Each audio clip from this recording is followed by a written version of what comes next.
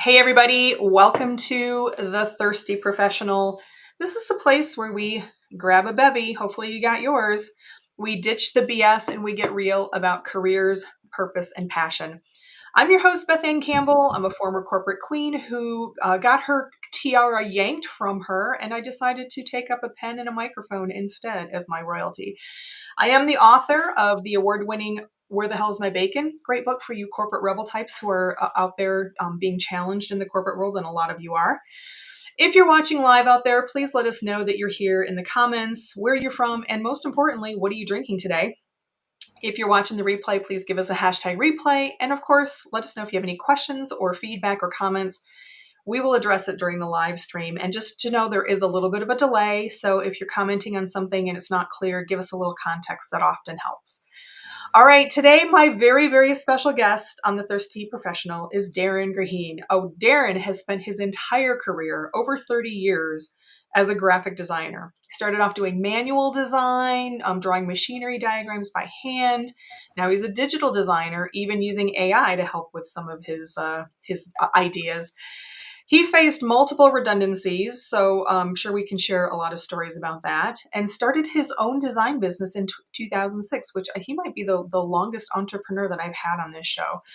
We're going to explore Darren's journey to here and bring his nearly 20-year entrepreneurial wisdom to you, the good, the bad, and the effing ugly.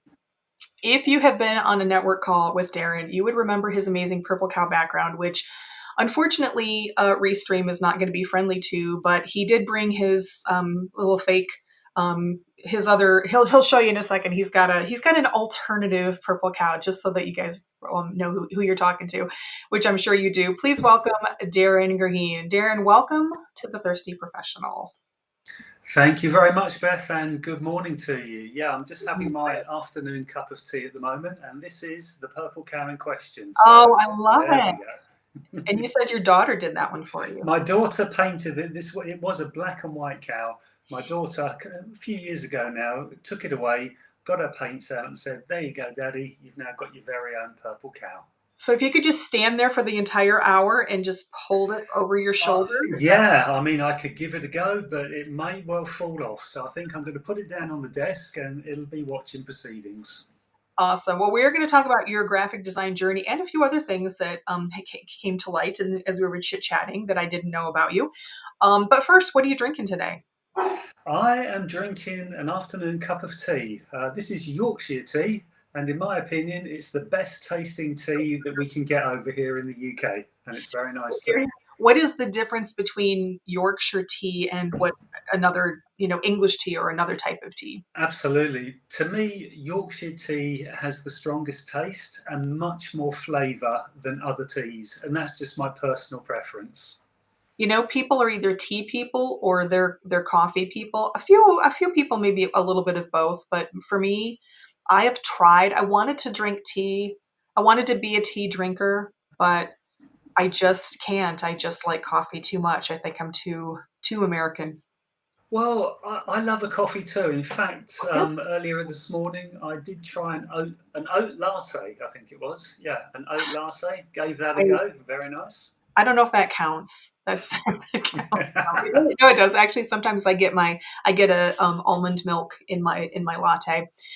Darren, I was asking you earlier because the picture that you sent me to put up on the promo, you look like you've been working on your fitness a little bit. Your face looks much slimmer than it did in the picture. What have you been doing?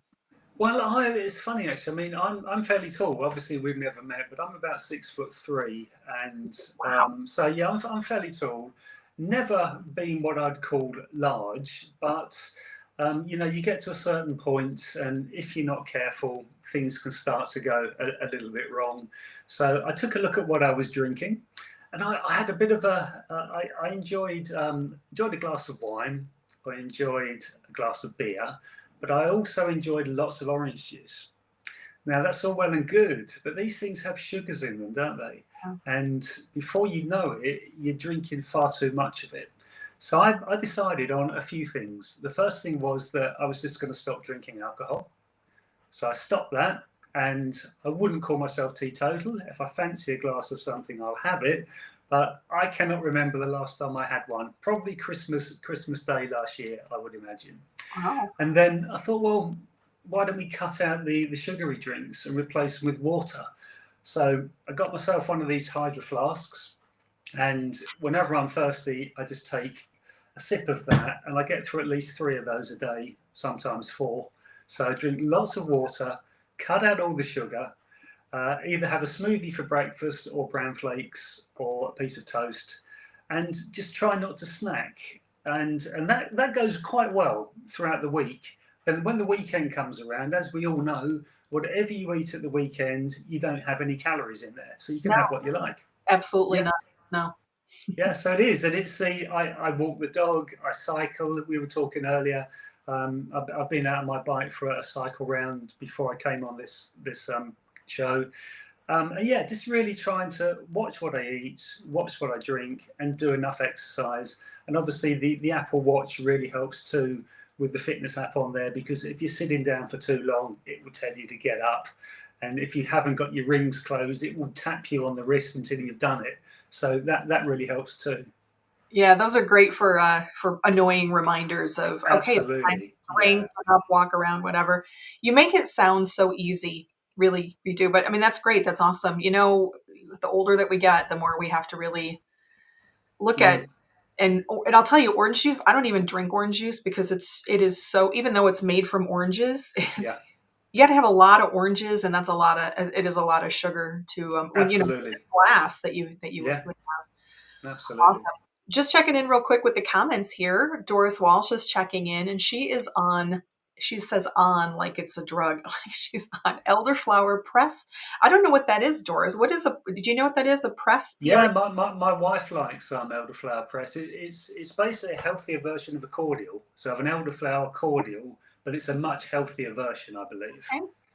Wow. Okay. Well, yeah, it's warm here today. That sounds great. Stella Scott is jumping in. She is both for sure, coffee and tea, I assume. A good high quality tea for breakfast, Indian or Chinese, and a latte in the afternoon. Will make mine now. I'm impressed by people who can drink coffee in the afternoon because I used to be able to. I used to be able to have a coffee few hours before bedtime, no problem. And now if I drink anything really past late morning, I will have trouble falling asleep. It's just I don't Mm, know. It's just one of those things. But it's it's a funny thing because I tend to start the day with tea, then middle of the morning it'll be a coffee, and then tea again in the afternoon. But yeah, I think you're right. If you have it too late during the day, yeah, then it kind of and affects your people, falling to sleep. people metabolize. There's actually a gene. I did a one of those gene tests, genetic tests, DNA tests. I did one for Ancestry, but I also did one before Ancestry did theirs with 23andMe, and they do all these medical things. And it's not medical advice, so don't worry, people. I'm not taking it as medical advice, but they do tell you what genetic markers, and based on data, you may have a propensity for certain things like alcohol flush syndrome, right? Some people have the genetic disposition to get flushed when they drink alcohol. And Oh yeah, that happens to me. Not everybody does, but some people are slower or faster metabolizers, and coffee is one of the things too. And I think I'm just getting old. Doris says Darren's way too healthy. No sugar? Question mark. Well, at the weekend, I do have a weakness, and that's chocolate. So I do get a little bit of a sugar intake come the weekend. So You know what? In your defense, Darren, as a self-proclaimed and a person who has to be careful about my sugar consumption, I have a family history of type 2 diabetes, and I tend to get into that sugar. Sugar's kind of evil. I mean, if you're otherwise healthy and you can, you can control it, great, have at it. But it's also can be not great for you. So. sure, So I'm going yeah, to defend you on that one, Darren. Anyway, thank you. okay. So I want to jump into your journey because you have been a graphic designer. It's really interesting because I talk to a lot of people and often they'll have some pivot where they just were like a lot of corporate people like myself. What I'm doing right now, podcasting and authoring, is starkly different from what I was doing before, even though there was a natural progression. But you've been in graphic design pretty much your whole career. So like over 30 years Yeah, when you put it that way, I mean it's a while. I mean I started well when you were right five, from right? Yeah. yeah when I was almost when I was at school. I really enjoyed art. I was kind of artistic, but I also enjoyed the technical side of things. So I enjoyed technical drawing and getting things to be precise and correct. And of course, it's a bit of a crossover there, really, because art is, to my mind anyway, it's a bit more free flowing. You Yeah. can you can put your own stamp on it, and there's a lot more you can do with it. But when you're talking with technical stuff that has to be correct, I suppose it's a bit like doing sums. There is one answer. That answer is the correct answer. It's a bit like that with technical stuff. It has to be right. And I wasn't sure which way to go, to be fair. It's like, what's in the middle? What is there that can combine both? Oh, okay. So that makes sense because I was gonna say because there is a little bit of it's a little incongruous with this very mechanical, technical drawing type of thing, and then the free creativity of art, in and of itself. Mm. But I never really looked at it like, yeah, you did kind of find a happy medium there between. Could you have gone the other way? Do you think that if different circumstances, could you maybe have become like a mechanical engineer or something along that line? Well, it's an interesting question you pose there, Beth, because one of the things I was considering was becoming an architect. Oh, Uh, okay. See? yeah. Oh, The problem was at the time, it may still be the same, I don't know, but at the time it was a 7 year training course that you had to do in order to qualify. And at that time, 7 years seemed like a lifetime, and I wasn't prepared to put that much time into it. yeah, Darren, I used when I was probably 12 or 13, for some reason, I don't know, I probably watched some TV show or something. I would tell people when they asked me, "What do you want to be when you grow up?" And I would say a neurosurgeon because I heard that neurosurgeons made tons of money. And then I found out that you have to go to school for eons Yeah, in order to do that. And so I said, "Nope, I'm not going to be a neurosurgeon because I really didn't fancy going to absolutely. college for 10 years before I could even, get into something. I didn't even really know what it was. So actually I also wanted to be a paranormal psychologist too. So the weird things. Wow. Did you have an idea when you were a kid, when you were doodling? I know you had told me on our earlier call that you used to draw sometimes movie logos and movie pictures. Did I you? did. Yeah. Yeah, we back when I was at school, we had our school exercise books, and that we weren't allowed to draw on the covers of them. But what they didn't say we couldn't do was make our own covers and wrap them round, and then doodle away to our heart's content. So that's what I used to do, and I used to enjoy doing. Film logos from films was one. I did the Grease logo when the Grease movie had came out, Very cool. and one of my friends actually commissioned me. I can't remember how much he paid me when I was at school to recreate the NFL logo for him so he could have it as a poster on his bedroom wall. Oh, that's fun. So, well, back before copyright would come after. Yeah, I did something similar to my husband. I found these little round tables, and he's in so two of his sports teams. Very simple. I just was able to recreate the designs and paint them for yeah, him. Please, NFL, and don't come after me, please, for copyright infringement. absolutely. Carolyn Smith joining us here. Hello, Carolyn. Lovely to see you here as always. Doris says she went to university for architecture straight out of school, but only lasted a year. Well, Wow, there you go. It's not for indeed. everybody, I guess. So I was going to ask you about when you were in school and you were, making these probably really cool covers for your books. Were you kind of known as the artist? Did people think that was like really cool? And well, you said you had a friend commission you, so people must have been aware. Yeah, absolutely. But I also had another friend that I thought was much better at drawing it than me. We both used to just sort of sketch together, and he once did this amazing Spider-Man Oh, drawing. He recreated it so well. It was like, right, the gauntlet has been laid. I've now got to draw it equally as good, if not better. And I remember spending hours and hours trying to perfect drawing this Spider-Man in this classic pose. I still never got it as good as he's. Well, I don't think wow. so. But again, it was another one inspired by films, I suppose. Yeah. Well, the gauntlet had been put down. Yeah. Um, what is he doing now? He actually manufactures bespoke kitchens. Okay, well, that was Yeah, fun. It's sort of designy. That's pretty cool. indeed. That sounds like Yeah. a fun job, actually. So okay, so you were already in technically sort of combined in when you were young.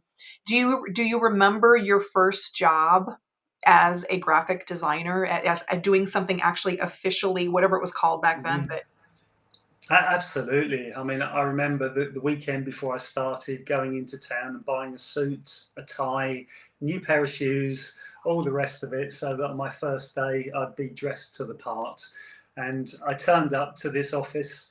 There was the guy that ran the business. I think there was somebody else there, an assistant, and there was my desk in the corner. I say a desk, it was more of a large parallel motion drawing board. So it was an A0 size board with Yeah. an up and down bar on it.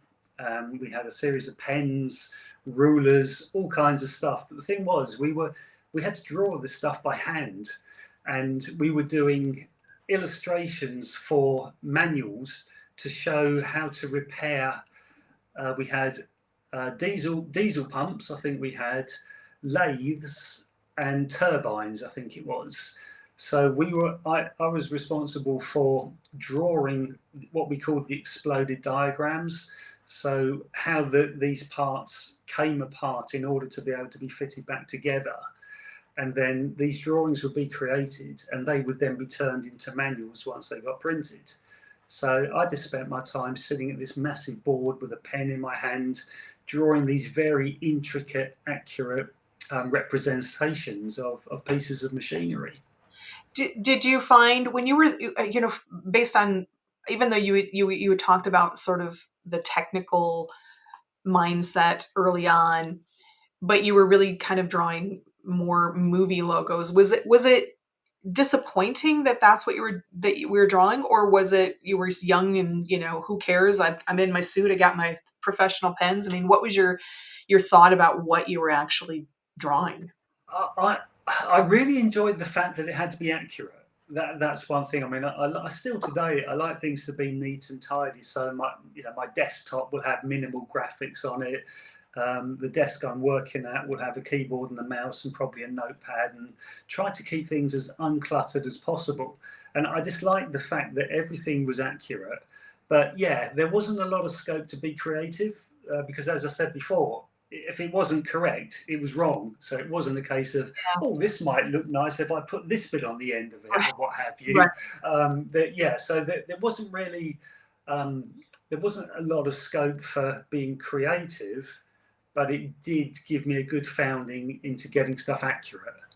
Well, I appreciate that because I can't remember who I was talking. One of my guests, we were talking about the fact that it's easier. We were talking about spontaneity. I think it was Heather Black. We were talking about spontaneity, and I had said, I'm just not a spontaneous. I'm a creative person, but I'm not a spontaneous person.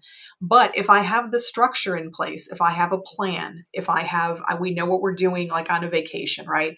Here's where we're going to stay. Here's how we're going to get there, and here's the stuff. If there is an opportunity for spontaneity, I am much more embracing of that if I have the foundation, and that's kind of what you're talking about, right? Hmm. You're talking about, even though there's not a whole lot of creativity and that I can do whatever I want, you are learning the skill of which it is art and drawing and design is very mechanical. It is not, I mean, Yeah. yes, there are the people in the world who can go out there and just, slap stuff on a canvas and it's beautiful and art and they sell it for $1 million. But most people spend a lot of time practicing, and that would have given you that. Do you do you remember, were there times where, because you had to be so accurate, were there times that, what happened when you did mess up? Did you have to start over? Can you erase? Well, you didn't have to start over, but when we were drawing these things, we weren't drawing on paper; we were drawing on film. So if we really did, because the ink was permanent, but if we really did mess up, and it would always be just as you're completing something, of course, never at the beginning when there's chance to start again. But what we used to do, we used to have a razor blade, and we'd actually very carefully scratch the surface of the film off with the razor blade, and it just allowed us then to be able to go back over it again and get it right. So there was a little bit of margin for error, but you could kind of only do that once because you'd be through the film otherwise. Yeah, fascinating. I had no idea. Yeah, that's really interesting because I can imagine if you were on paper and you make a mistake and you've just spent, I don't know, probably hours and hours Yeah, sometimes yeah, on something that would be heartbreaking. Okay, so you did spend some time. We will eventually get to your entrepreneurial pivot, but you did spend some time in as a traditional employee doing this type of work. So yeah. tell me the types of companies that you worked for when you were doing in your early days of your graphic design.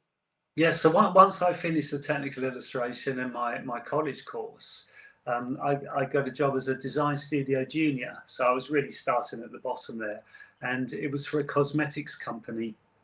And Oh, yeah, but I mean, it sounds wonderful. But the job I had for most of the time was, if you can imagine a lipstick, on the base of the lipstick, it has a circular label, and yeah, that would have the shade number on it, the batch number, yeah, and amongst other things. But it's probably either just a colour and some text. Nothing exciting at all normally on there. probably like some, Exactly. There we go. There we go. Exactly like that. And my job was to create the artwork for these different shades and all the rest of it. So I spent lots of time just putting artwork together for those. So then that could go to the printers so that the labels could be printed and they'd be shipped back into the factory downstairs to be applied to each of these lipsticks. did you ever get to pick a color name? I didn't, but I didn't get. It was all done. By the time it got to me, everything was set in stone, and it was just a case of right. These are the colours. These are the shades. This is the size of it. Off you go. Create the artwork. Well, as a man who I'm assuming doesn't probably wear a lot of lipstick, did you ever read any of the names for these colors and think, what are you people thinking with the weird names for colors? Yes. Absolutely, yeah. I mean, there are some interesting ones today, but yeah. Yeah. Yeah. There are people that's probably their entire job is just to come up for names for colors. Yeah. And if any of you are listening, please do not call a Caucasian shade nude anymore. Please, I will not buy products if I go out and I see 10 different shades of skin color and the one that's labeled nude is it's always Caucasian. It drives me nuts. Anyway, that was my little rant. Yeah. Okay, so tell me about, because I know this story and it's an interesting story. Tell me what's happening before you make the jump to entrepreneurship and why. Why did you're working for a lipstick company or a cosmetic company and then probably other companies. Where are you at when you decide, you know what, it's time to be an entrepreneur? Well, there are a number of things really before I came to that point. And say I was working for the cosmetics company. It was I suppose my first job rather in a design studio. And at the time, that business was looking at being taken over. So the business eventually did get taken over, and most of the staff, myself included, got made redundant. Yeah. So I faced redundancy for the first time. Hadn't experienced it before, and it wasn't particularly pleasant, but it was what it was. So from there, I thought to myself, okay, I need to find myself another job. So I had a look round, and I found a job in an advertising agency. And this is where I then did start to be able to become more creative about Yeah, stuff, because that sounds we fun. were we were doing launches for new software, new computer hardware, What else did we do? I mean, we're going back quite a few years, but we were developing brands for new tech type businesses, and that was great. So I really did have a bit more of a free reign there. I And are got you still started. manually drawing at this point? We are, yeah, we are at this stage. That said, the boss did have one of the first Mac classics on his desk. I think it was more for show than actually using it for anything, because it did look You cool. you didn't get that, but I didn't get that. No, I was still on the drawing board, lots of coloured markers, pencils and pens, all that kind of stuff, wow. sketching all this stuff out and working in conjunction with the studio manager as to how we're gonna lay this stuff out. And that was great. I mean, I did learn a lot there, and I started to feel at that point, yeah, this is definitely the direction. It's graphic design. It's a little bit more creative than doing labels for lipsticks and diagrams for pumps and what have you. But again, I don't know, how long did it last? A year or so, and that company got, because it was a new startup, it wasn't, I don't think it was particularly well run. It ran out of money, so I got made redundant from that one too. Oh man. All within a fairly short space of time. So I thought, okay, been made redundant twice. What should I do next? I thought, well, what I might do, I might just sort of touch into the world of entrepreneurship and set out by myself, see what I can do, just see what it feels like. And I got a few local clients, did a little bit of work, and then it started to come in a little bit, but it was never quite there enough to can't even say the word, can I? Sustain. There we go, to sustain an income. So I had to think of something else at the time. So I went for a job interview at another graphic design company, funnily enough. And it was one of those things. I remember the coffee I had at the interview was amazing. It was one of the best cups of coffee I ever had. That's So that was a important. good start. That's important. Yeah, Well, yeah. because you know what, Darren, I've written about this, but in my first big job, we had a coffee, we had a break room, and there was a coffee machine, and they switched the coffee. The coffee was great. It was cheap. I could just go in there and you just pay your 25, 35 cents for a cup. And then they changed it because people weren't ponying up their money for their coffee. So they went for the cheaper Right. coffee. And then I found myself in the ladies' room quite often with some Oh, it has right. to do with stuff. So the importance of good coffee in Yeah. your work environment cannot be understated. Absolutely not. No. So the interview went well. I kind of liked them. They must have liked me because they offered me the job, and I took the job. But I soon found out it was a mistake, and I think the reason was it was a family-run business, and because I was the only one that wasn't a member of the family, it seemed to be that everything that went wrong was my fault. Oh no. Yeah, and it wasn't a particularly pleasant environment, and I didn't last long there. To be fair, I decided I was going to just give it up, and I'm going to go off and do something else. But in all fairness, had I have not have left, I don't think they'd have kept me on anyway. I think it was fairly mutual, but it wasn't a redundancy. It was like moving on of my own free Yeah. will. Yeah. So yeah, did that, and then what did I do next? I got myself a job at a printing company, so working in the design studio and the artwork studio at a printing company, and that was a really nice job. It was a husband and wife team, and that was where I first got introduced to using an Apple Mac. And the guy had just bought a new Mac, and he showed me it on screen, and he said, "This is how you'll be doing artwork in the future." And I'm thinking to myself, not sure if it's going to catch on. But obviously, I was wrong, wasn't It's I? always either one or the other. It's either because I dealt a lot with the technical introductions in the utility world, really any world, but especially when it was very, very new for most people. And you were either of one of two camps. Most people were in this is not going to work. This is never going to catch on. I'm not going to do this. It's too hard. Or the other ones were like angels singing. This is amazing. And I didn't meet a lot of those people. It was mostly skepticism. Yeah, sure. But yeah, so that was my first introduction to Macs, and I enjoyed working there. So I learned a bit about print in there because they had printing presses downstairs. And but again, like all things, after a while, it gets a bit monotonous. It's the same old, and I thought it's probably time for a change. So I then thought, that's it. I'm going to go out by myself. I'm going to do my own thing.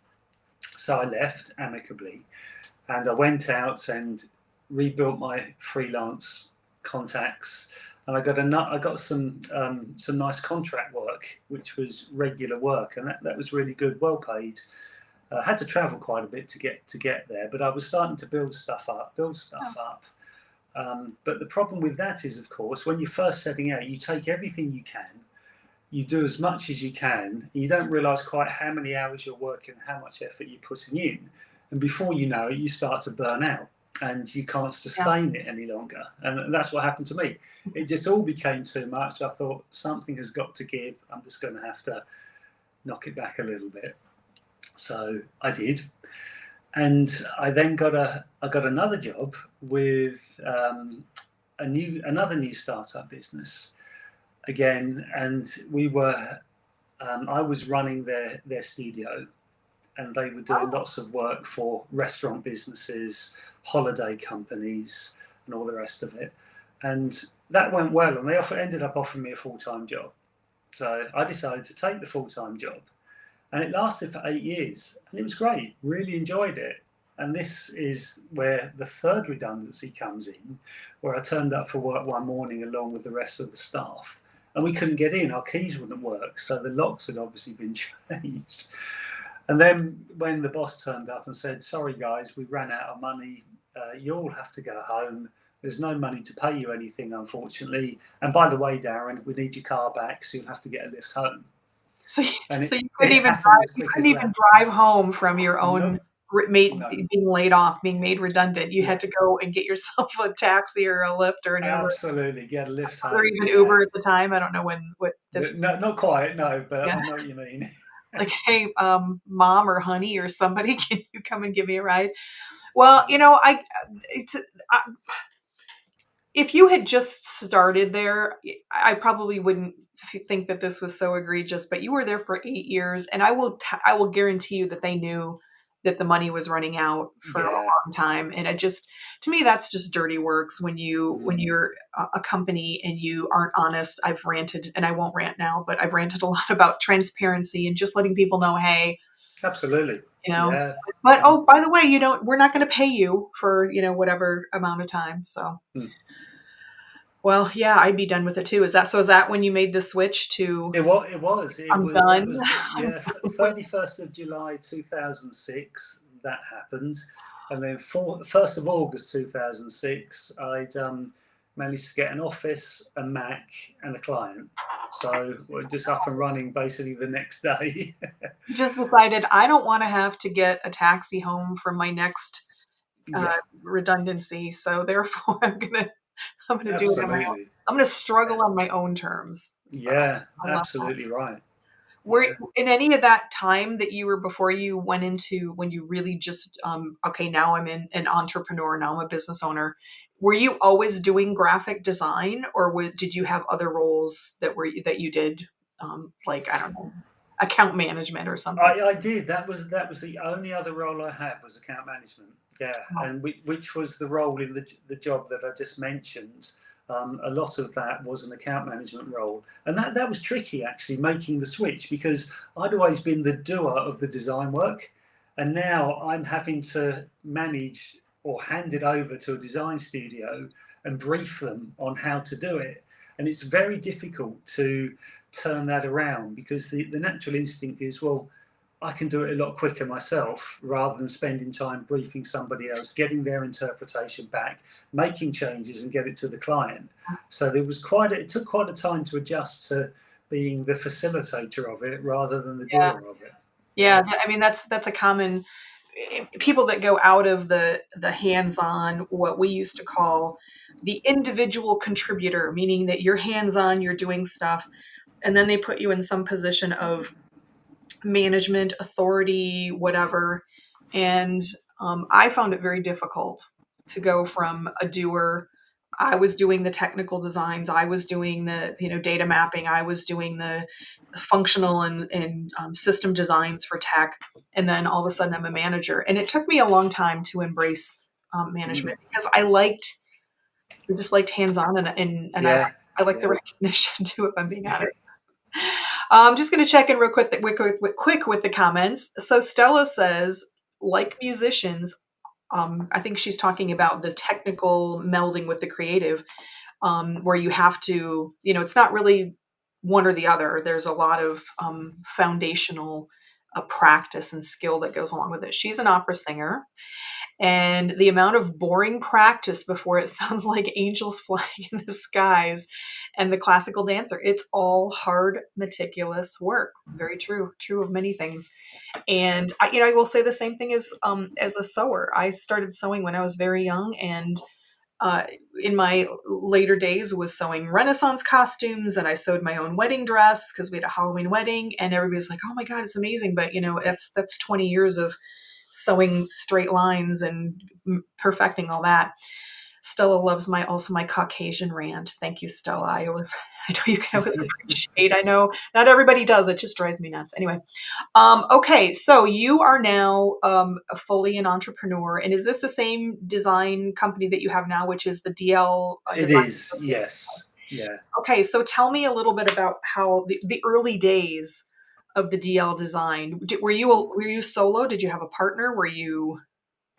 Yeah, so the guy that I got the lift home from, who was this became my business partner.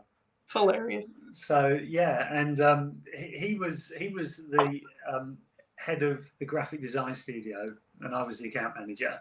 So I thought, well, that would be a good fit for us to go off by ourselves because I could interact with the clients, I could do the sales generation, the account management side of it, and then he could be there in the studio cracking on with all the design work. And that was because we had no time to set it up. We just agreed in my back garden on the day that it all happened that that's how it would be, and that's how it was. And so we got the first client on board. I had a phone call from one of the previous clients saying that we've got this job that we need you to look at. And I'm like, okay, well, that's fine, but I just need to explain that something tiny has happened in between the time we last spoke Right. and explain what had happened. And she was like, well, I've dealt with you for the last 8 or so years. I'll continue to do so. So that was good. It kind of got us moving, I suppose, instead of starting totally from scratch. Yeah. And then that's how we worked it. So I'd go in to see the clients, find out what they wanted, bring it back, and then my business partner would work on the designs of it. And that went well actually, but we had a setback, and the setback came fairly early on. And I'm talking, I don't know, a couple of months in, we turned up. We were renting an office. It was about an hour's drive from where we both lived at the time, and we got there. We couldn't get the door open. And it wasn't uncommon for lots of posts to be shoved under the door because it was an old building. It had quite a gap at the bottom, so you could quite easily wedge stuff under it. And I thought that's probably what it is. Until we managed to get the door open to find that the window had been smashed and the 2 Apple Macs that we bought and a digital camera had been stolen. Oh no, that is a set. Yeah, major setback. And we'd got a deadline on, we've got a client on the phone. I need these designs changing. We're like, yeah, we've just got a slight issue to deal with, but we'll get them to you. Whilst trying to figure out how it had happened, who even knew that we were in there and all the rest of it, and how we're going to get some new machines in time to get back up and running again. Did you have everything backed up? I mean, this is Yeah, like we had, yeah. thousands. Okay, good. Yeah, we used to back up everything and we'd take that back with us each night. So fortunately, the work wasn't lost. It was just all the hardware basically that had gone for a walkabout. Yeah. Well, and you remember this is also back in the mid to early 2000s. Yeah. So it wasn't like 1980, but it's not like today where you can walk into really a superstore and get your groceries on one side and pick up a laptop No. on the other. I mean, it's probably a little bit more challenging. Yeah. Yeah, exactly. So we had to go. Luckily, we'd got insurance arranged. That was one of the first things that we did. So we had to go through that, make the claim, get the new equipment in, and get ourselves back up and running. So that was a setback. But as I say, we got over that. And Are you we carried on. So are you still partnered with this person, or is this? No, there was a funny story actually. And about 10 years ago, we parted company, and very amicably, we're still friends. But the funny story was that we were doing quite a lot of freelance work under a white label for various agencies. And my business partner was very good at it. And he was so good at it that one of the agencies that was our client offered him a full time job with more money than he was earning working at DL Design. Oh, So, yeah, he took that. So I lost a business partner, and he gained a new full time job. well, good for him, but Yeah. sorry for you.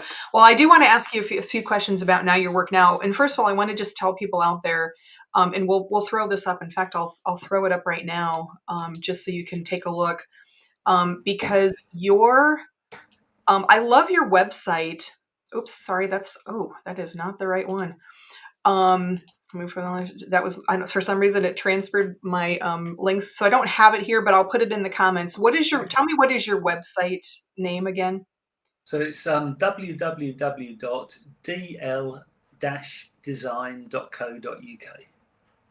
I'm going to put it in here. www.dl. Tell me again. Then a dash or a hyphen, whatever you Yeah, like. Yeah, hyphen. design.co.uk. Okay, I'll add that one. Sorry, I don't know what it did. I guess Restream doesn't like me to have two shows lined up. There you go. Oops, and that's not a that's not That's a minus almost, hyphen. yeah, Anyway, so we'll put that in the comments. But I wanted to cool. direct people there because I wanted to compliment you on your blog. So you have you've got this website with all of your design and how to get in touch Yeah, with you and stuff, but you've got a really robust blog page. And I read a whole bunch of them because they're short, which I love. I absolutely love small snack sized blogs versus I just don't have time to read a half an hour absolutely. No, blog. And you've got some really, really interesting stuff. So I'm encouraging everybody to go over to Darren's website. We'll thank put you. that in the comments at the end.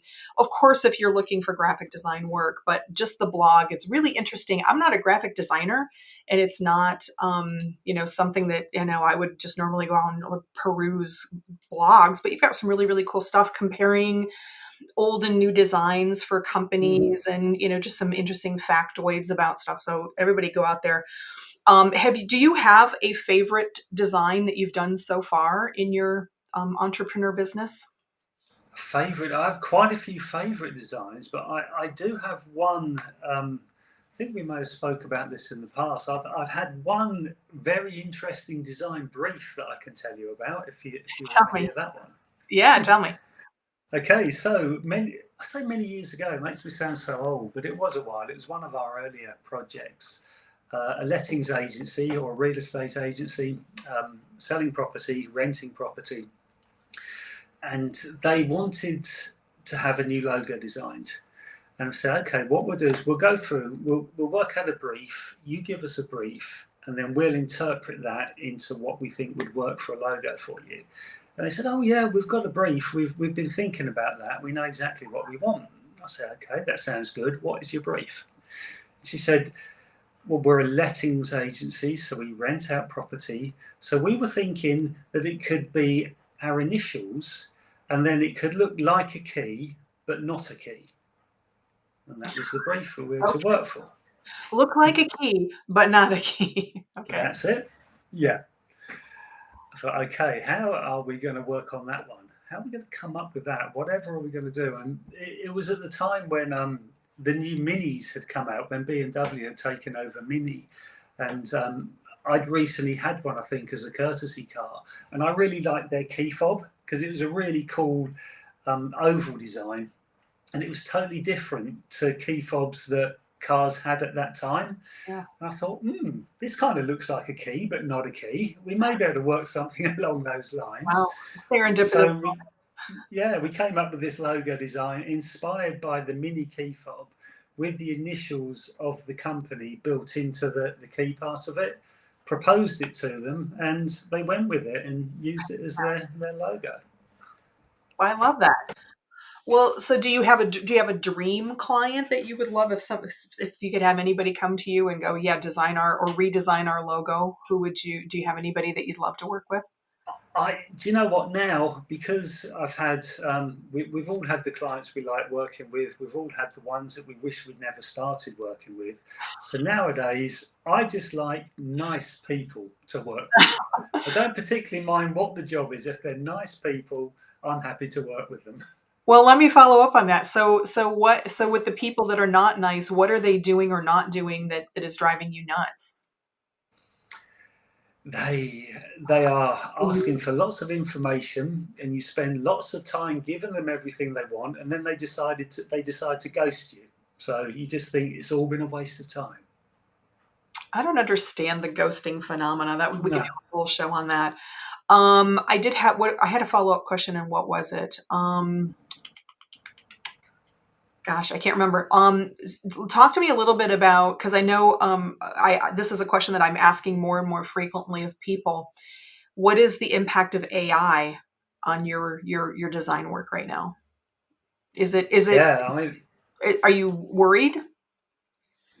it's a hot topic, isn't it? I mean, let's face it, it's certainly a hot topic at the moment, and yeah, I mean, I think anybody that's not worried and tries to dismiss it probably has their head in the sand a little bit.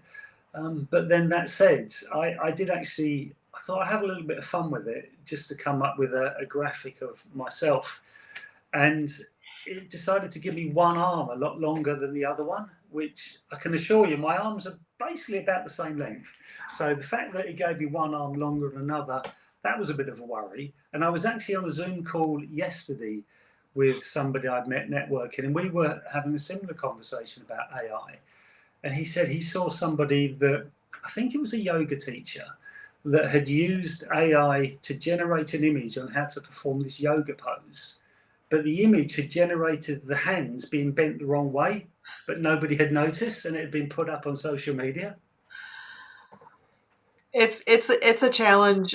When you talked about your generating your image that had one arm longer, I engaged in the trend that was happening, I think last month, where you would create a action figure kit. That was it. That was Yeah, exactly what I yeah. did. Yeah, that's it. I did a Yeah. whole post on that because I went through numerous, and that's, I think, for graphics, that's one of the downsides. And admittedly, I'm not an expert in how to maneuver AI, but for the average person, it's not like you can say, okay, this is what you gave me. I want exactly that, but then change these two things.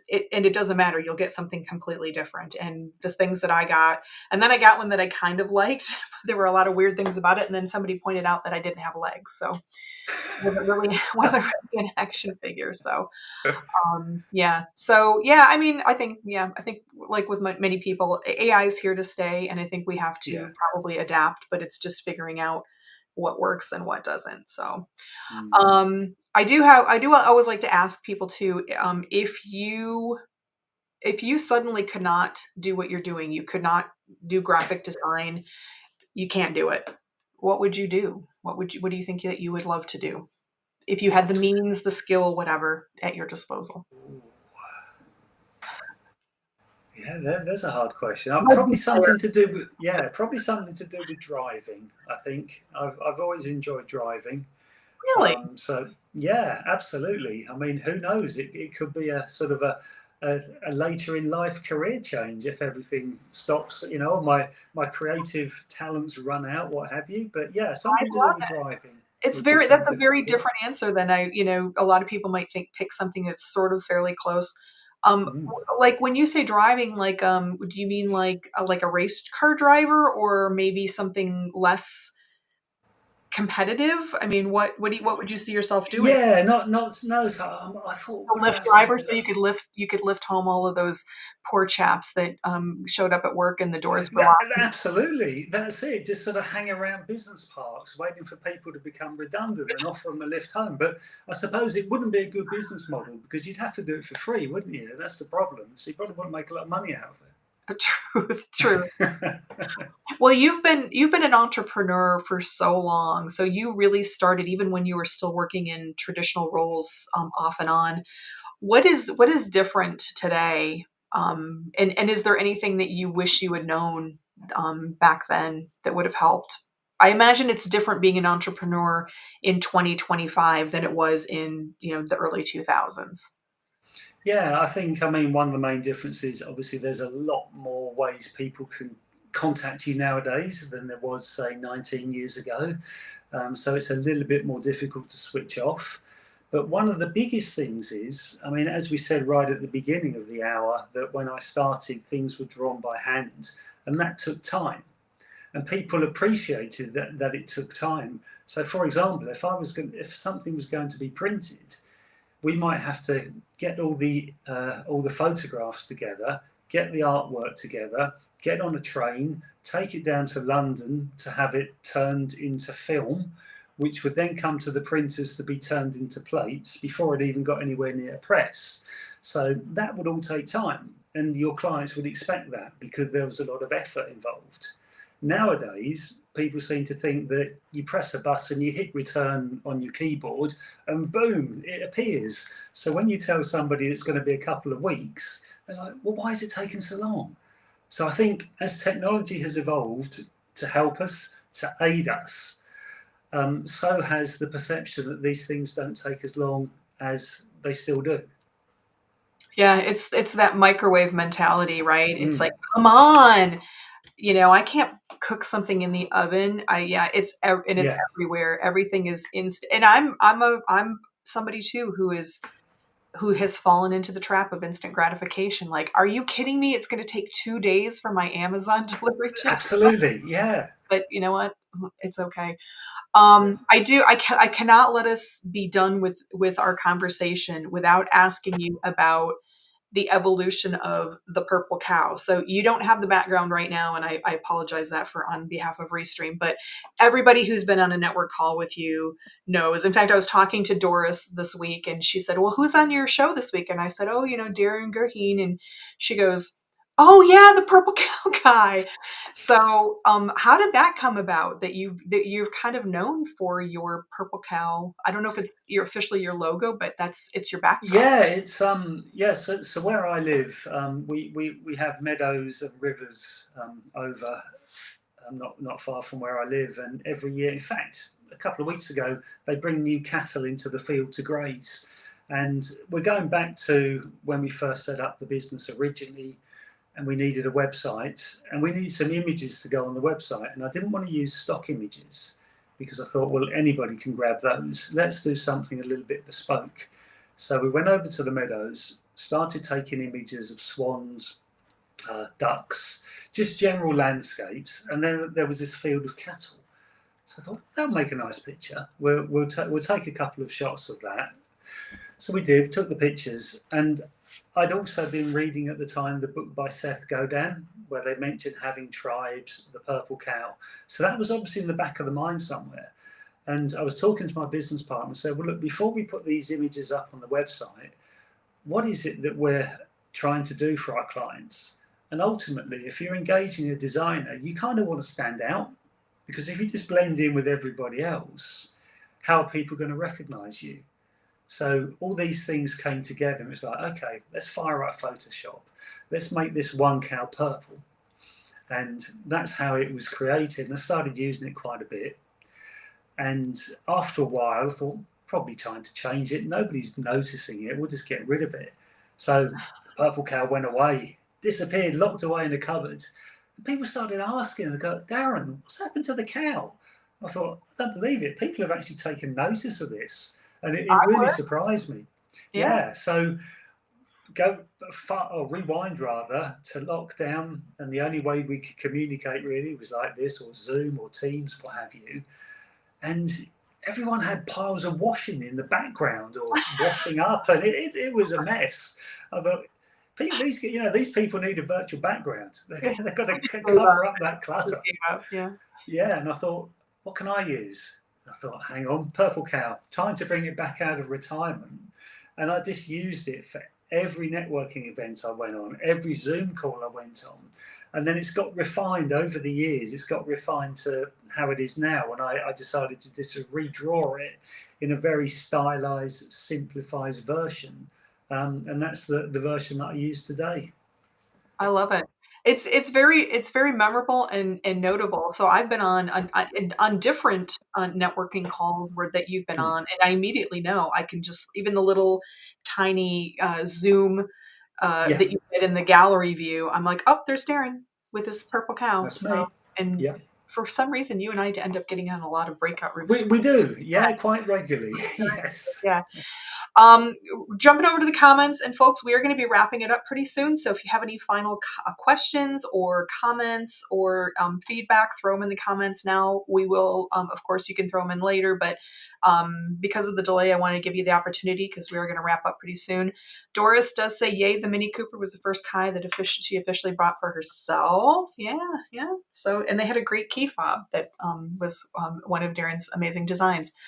So, Darren, before we do wrap up, what do you want our listeners to know? What do you have anything coming up? Is what's the best way to get in touch with you? And of course, as always, we will put all of your information up in the comments. But Yeah, I mean, either best way really is just to go onto the website and onto the contact us. You can either book a Zoom call if you want to have a chat, or you can send an inquiry through our inquiry form.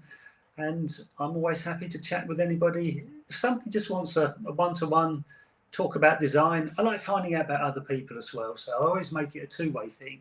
So if anybody wants to chat, drop onto the website, either book a call, send me a contact form, and we'll have a chat. yeah, I underscore that too. I always enjoy talking to you. Always you always surprise me with the things that you just would never guess. I mean, when we were chatting before, and you talked about biking, I'm like, oh, I had no idea you have a little biking cup. And so thank you, Darren, so much for being my guest on the Thirsty Professional. I so appreciate You're welcome. your journey, your 30-year journey in graphic design. Anybody out there who needs help with their branding and design and logo, Darren is your man. He has been there and back, as you have just heard many times. So thank you so much for joining me today for this conversation. Thank you very much, Beth. It's been a pleasure. Absolutely. All right. Next week, my very, very special guest on the Thirsty Professional will be Ariana Gibbs. So Ariana, she's like a little super special because I actually met her in person. She's actually a good friend of mine. We were both in Michigan, met through a mutual friend, and I've known her for, I don't know, 20 plus years. So I love her like a sister. So she'll be my first person that I have on the show that I've actually met in person, believe it or not. This is, I think, like the 18th or 19th guest. I had a few episodes solo, so and I've never met anybody in person. I need to go on a European tour, I think. As I think Doris mentioned when she was on here on the show, that would be an idea. Anyway, Ariana Gibbs, she is a dedicated real estate professional. She's licensed in the state of Florida and Michigan, also has some ties to Ohio. So she's kind of that north-south from the eastern side of the United States. She transitioned to real estate through buying, selling, and renovating historic properties. And I've seen a number of her flips in person, and they are amazing. She specializes in helping clients in distressed home situations. She's also a former Disney cast member. Oh boy, are we going to talk about that? And she's involved in community revitalization and habitat for humanity, which, if you don't know, they actually help build houses for people in need. And she's just a total badass. So lots of peace, love, and light, and a good amount of go fuck yourself, just like myself. Also, a reminder for anybody listening, about a month ago, we had part one of the amazing story for Seamus Corey. So Seamus is returning for part two on May 30th. So 2 weeks from today, which is May 16th. After Ariana, we've got Seamus Corey returning for part two of this amazing story. If you did not listen to part one, it is episode 16 out on YouTube. It is not to be missed. I have had a number of people say that this is the most amazing story that they've heard. His journey from being promised to the priesthood by his father when he was an infant, and then just a heart-wrenching and also inspiring journey that he's gone through. So part two, May 30th. If you're out there watching on LinkedIn, please connect if you're not already, both with myself and with Darren. If you're on YouTube, please like and subscribe. So much appreciated. If you have any additional questions or feedback, please leave them in the comments, or you can DM one of us if you're able. And congratulate yourself for getting real about your career, your purpose, and your passion. So now, Miss Hattie Arbuckle, my lovely hat, Darren and I will now bid you a fond farewell.